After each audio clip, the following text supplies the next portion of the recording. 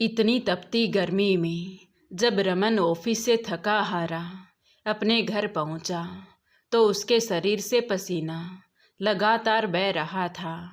वो जल्दी जल्दी दरवाजे तक आया और घंटी बजाने लगा, लेकिन काफ़ी देर तक दरवाज़ा नहीं खुला। गर्मी और थकान की वजह से उसका गुस्सा बढ़ता जा रहा था। वो लगातार घंटी बजाता रहा। कुछ देर बाद आखिरकार उसकी माँ सावित्री देवी ने आकर दरवाज़ा खोला। इतनी देर क्यों लगा दी माँ? रमन झुंझलाते हुए बोला। तो सावित्री देवी ने लंबी सांस ली और बोली, क्या बताऊं बेटा, इस बूढ़ी उम्र में सारा घर संभालते संभालते जान निकल जाती है। झाड़ू लगाई, पोछा लगाया, बर्तन धोए, और तेरी बीवी, उसे तो बस कमरे में पड़े रहना आता है। जा, खुद जाकर देख ले। रमन बिना कुछ बोले अंदर चला गया। कमरे में पहुंचा तो देखा कि उसकी पत्नी रागिनी बेड पर गहरी नींद में सो रही थी। उसके पास छोटी सी बेटी दिशा भी लेटी हुई थी। रमन का गुस्सा सातवें आसमान पर पहुंच गया।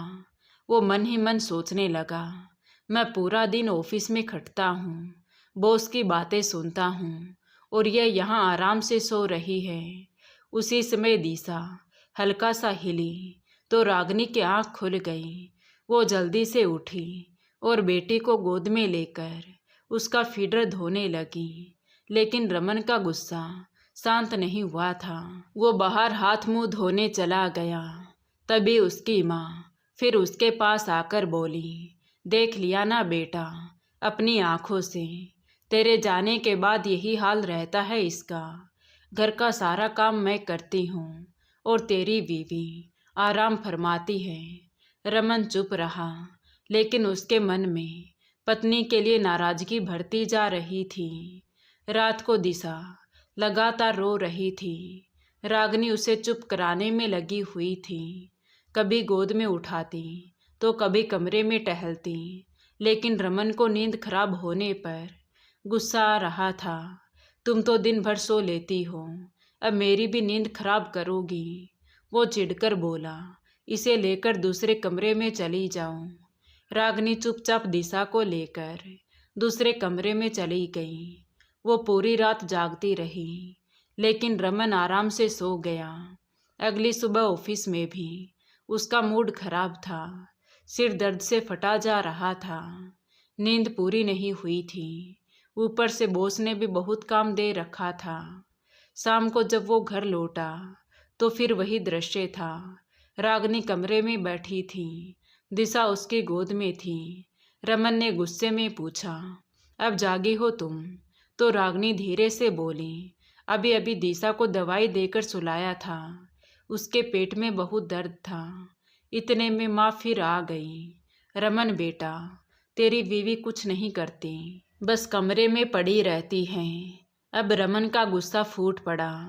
वो सीधा किचन में गया, जहाँ रागिनी चाय बना रही थी। आखिर करती क्या हो तुम इस घर में?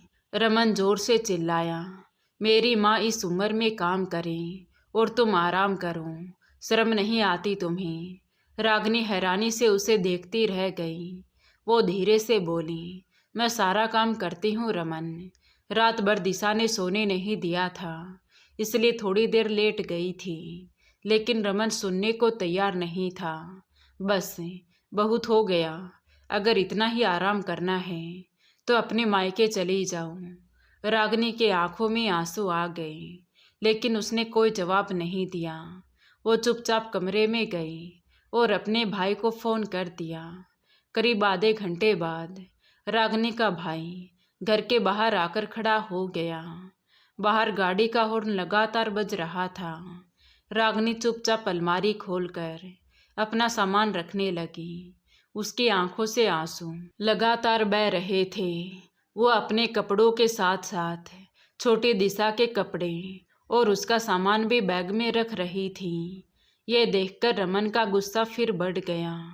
वो तेजी से कमरे में आया और बैग से दिशा का सामान निकालते हुए बोला, तुम्हें जाना है तो अकेली चली जाओ, दिशा कहीं नहीं जाएगी।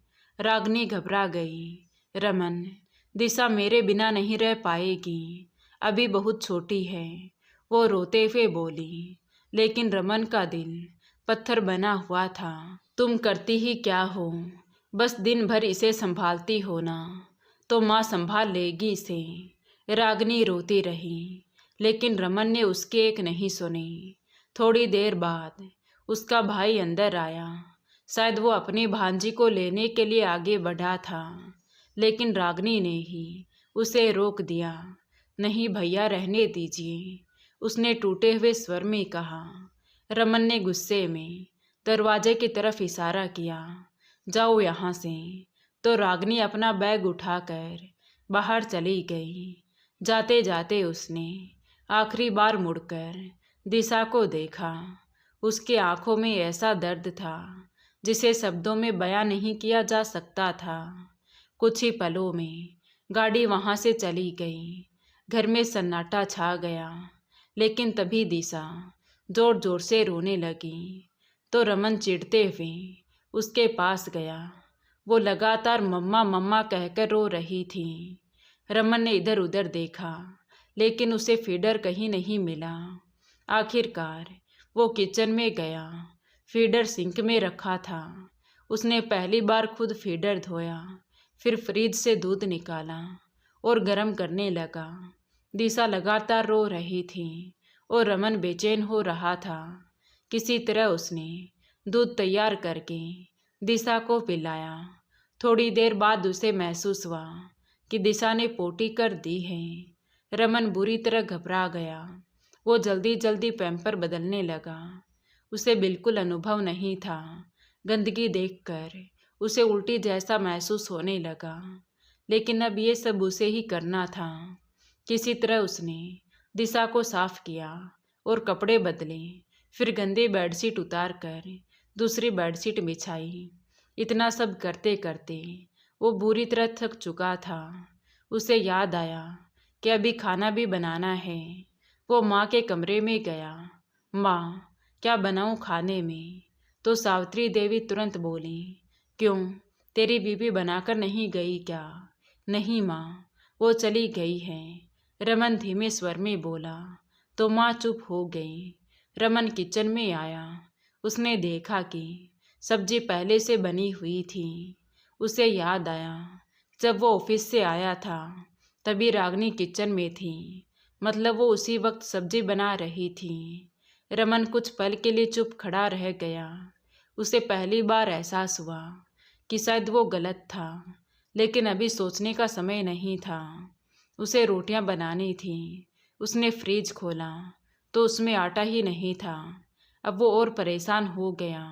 आखिरकार उसने बाहर से रोटियां मंगवा ली। इतने में दिशा फिर रोने लगी। रमन जल्दी से उसे गोद में लेकर चुप कराने लगा। फिर उसने पहली बार खुद सेरेलैक्स बनाया। डिब्बे पर लिखे निर्देश पढ़ पढ़कर वो जैसे तैसे उसे तैयार कर रहा था। दिशा को खिलाते खिलाते उसके कपड़े फिर गंदे हो गए।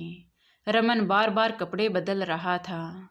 कभी दूध गर्म कर रहा था तो कभी खिलौने पकड़ा कर उसे चुप करा रहा था। इन सबके बीच उसे बार बार रागनी याद आ रही थी। कैसे वो बिना शिकायत किए ये सब रोज करती थी और ऊपर से पूरे घर का काम भी संभालती थी। रात को दिशा को गोद में लेकर टहलते टहलते रमन खुद भी थक कर उसके पास ही सो गया। लेकिन आधी रात को फिर उसकी आंख खुल गई। दिशा का पैम्पर लीक हो चुका था।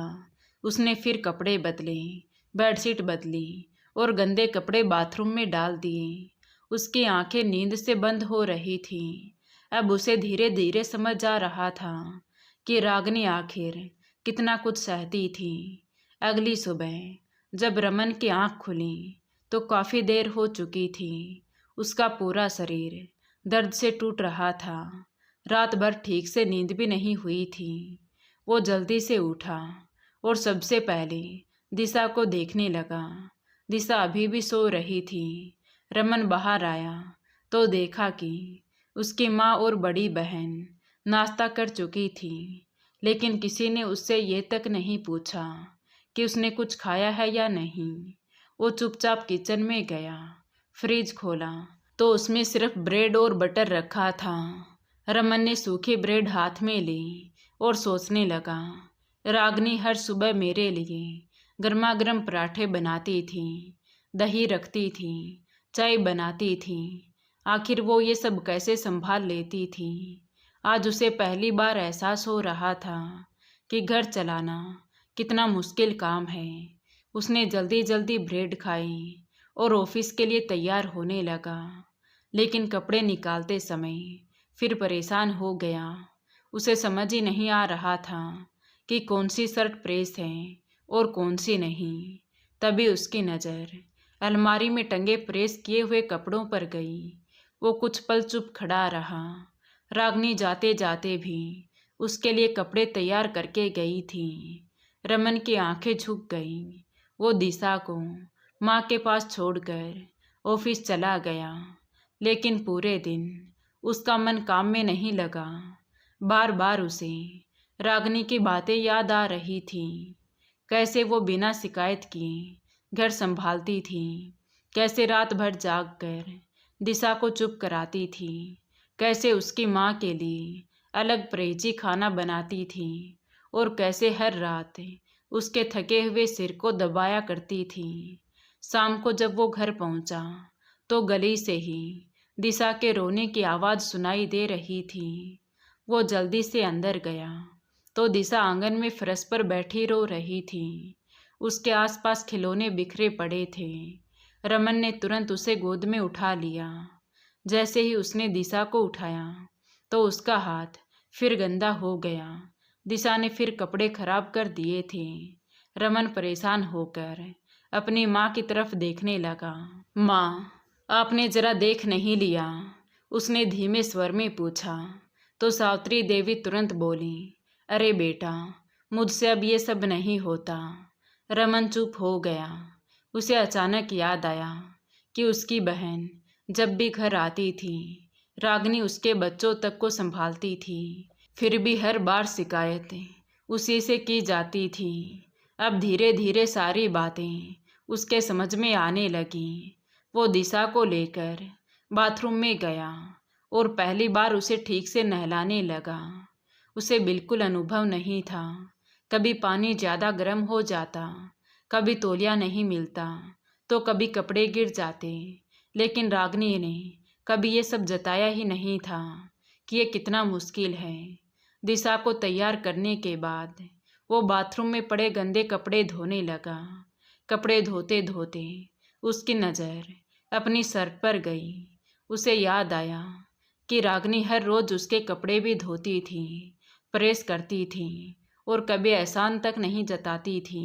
आज पहली बार रमन के दिल में पत्नी के लिए सम्मान पैदा हो रहा था। वो किचन में गया। सिंक फिर बर्तनों से भरा पड़ा था, फर्श भी गंदा था। अब उसे समझ आ चुका था कि उसकी माँ जो बातें कहती थी वो पूरी सच्चाई नहीं थी। उसके आंखों के सामने रागनी का थका हुआ चेहरा घूमने लगा कि कैसे वो रात भर जागने के बाद भी मुस्कुराकर उसका स्वागत करती थी, कैसे वो हर तकलीफ छुपा लेती थी। रमन की आंखें भर आई। उसने दिशा को गोद में उठाया और प्यार से बोला, चलो बेटा, अब पापा को पता है कि हमें कहाँ जाना है। इतना कहकर वो जल्दी से बाहर निकला। माँ पीछे से आवाज़ देती रह गई, रमन बेटा, कहाँ जा रहे हो? लेकिन इस बार रमन रुका नहीं। उसने बाइक निकाली, दिशा को आगे बिठाया और सीधा उस रास्ते पर चल पड़ा जहाँ उसकी ज़िंदगी की सबसे बड़ी गलती उसका इंतज़ार कर रही थी और शायद उसका प्रायश्चित भी। रमन तेजी से बाइक चलाए जा रहा था। उसके मन में हजारों बातें चल रही थी। हर मोड़ पर उसे रागनी की याद आ रही थी कि कैसे वो बिना थके पूरे घर का काम करती थी, कैसे दिशा को संभालती थी, कैसे उसकी माँ की सेवा करती थी और कैसे बदले में उसे सिर्फ ताने और अपमान मिलते थे। आज रमन को खुद पर शर्म आ रही थी। कुछ ही देर में वो रागनी के मायके पहुंच गया। उसने दरवाजे की घंटी बजाई। दरवाज़ा रागिनी की भाभी ने खोला। उसने जैसे ही रमन को देखा तो थोड़ा हैरान रह गई। फिर उनकी नज़र दिशा पर गई। उसने तुरंत प्यार से दिशा को गोद में उठा लिया। रमन धीमे स्वर में बोला, रागिनी कहाँ है? उन्होंने बिना कुछ कहे कमरे की तरफ इशारा कर दिया तो रमन धीरे धीरे कमरे की तरफ बढ़ा। कमरे में पहुंचते ही वो ठिठक गया। रागिनी को देखकर उसका दिल कांप उठा। उसकी आंखें सूजी हुई थी, चेहरा उतरा हुआ था। ऐसा लग रहा था जैसे वो पूरी रात रोती रही हो। रागिनी ने जैसे ही रमन को देखा तो वो एकदम घबरा गई। दिशा ठीक है ना? वो जल्दी से उठते हुए बोली। इतने में उसकी भाभी दिशा को लेकर अंदर आ गई। रागिनी भागकर अपनी बेटी को सीने से लगा लिया। वो उसे बार बार चूमने लगी। उसकी आंखों से आंसू लगातार बह रहे थे। ये सब देखकर रमन की आंखें भी भर आई। आज उसे पहली बार एहसास हुआ कि एक माँ अपने बच्चे से कितनी गहराई से जुड़ी होती है। कुछ पल कमरे में खामोशी छाई रही। फिर रमन धीरे धीरे रागिनी के पास आया। उसने कांपते हाथों से रागिनी का हाथ पकड़ा और भर्राई हुई आवाज़ में बोला, रागिनी मुझे माफ़ कर दो। रागिनी चुपचाप उसकी तरफ देखने लगी। रमन की आंखों से आंसू निकल पड़े। मैं बहुत गलत था रागिनी। मैंने कभी समझने की कोशिश ही नहीं की कि तुम कितना कुछ करती हो। माँ की बातों में आकर मैंने तुम्हें कितना दुख दिया। रागिनी की आंखें भी भर आई। रमन आगे बोला, सिर्फ 2 दिन में मेरी हालत खराब हो गई और तुम इतने सालों से ये सब अकेले संभाल रही थी। घर, बच्चा, माँ और मैं। वो खुद को रोक नहीं पाया। मैंने तुम्हारी मेहनत कभी देखी ही नहीं, बल्कि हमेशा तुम्हें ही गलत समझा। रागिनी रोते हुए बोली, मैंने हमेशा उस घर को अपना घर माना था रमन। माँ जी को अपनी माँ समझा था, लेकिन जब आपने ही मुझ पर भरोसा नहीं किया तो बहुत दर्द हुआ। रमन ने तुरंत हाथ जोड़ लिए। अब कभी ऐसा नहीं होगा रागिनी, मैं वादा करता हूँ। अब मैं तुम्हें कभी अकेला महसूस नहीं होने दूंगा। रागिनी उसे देखती रही। उसके चेहरे पर दर्द भी था और प्यार भी। कुछ देर बाद वो हल्का सा मुस्कुरा दी। बस वही मुस्कान रमन के लिए सबसे बड़ी माफ़ी थी। रमन ने राहत की सांस ली। उसने आगे बढ़कर दिशा को गोद में लिया और दूसरी तरफ रागिनी का हाथ पकड़ लिया। उस दिन पहली बार उसे एहसास हुआ कि पत्नी सिर्फ घर संभालने वाली औरत नहीं होती, बल्कि वो पूरे परिवार की धड़कन होती है। अगर वो ना हो तो घर सिर्फ दीवारों का ढेर बनकर रह जाता है। कुछ देर बाद रागिनी अपने पति और बेटी के साथ वापस लौट आई, लेकिन इस बार रमन बदल चुका था। अब वो हर काम में रागिनी का हाथ बटाता था। माँ की हर बात पर आंख बंद करके विश्वास नहीं करता था। और सबसे ज़रूरी, अब वो अपनी पत्नी की मेहनत और प्यार की कदर करना सीख गया था। दोस्तों, कभी कभी हम सब कुछ जानकर भी नज़रअंदाज कर देते हैं, लेकिन जब वही लोग दूर चले जाते हैं तब एहसास होता है कि असली सहारा कौन था। इसलिए अपने रिश्तों की कदर कीजिए, क्योंकि समय निकल जाने के बाद सिर्फ पछतावे के सिवा कुछ नहीं बचता। तो दोस्तों, रागिनी ने अपने पति के साथ वापस आकर सही किया या गलत है? अपनी राय कमेंट बॉक्स में ज़रूर बताएं। कहानी अच्छी लगी हो तो प्लीज़ वीडियो को लाइक करें, शेयर करें और हमारे चैनल कहानी विद देवांशी को सब्सक्राइब ज़रूर करें। Thank you.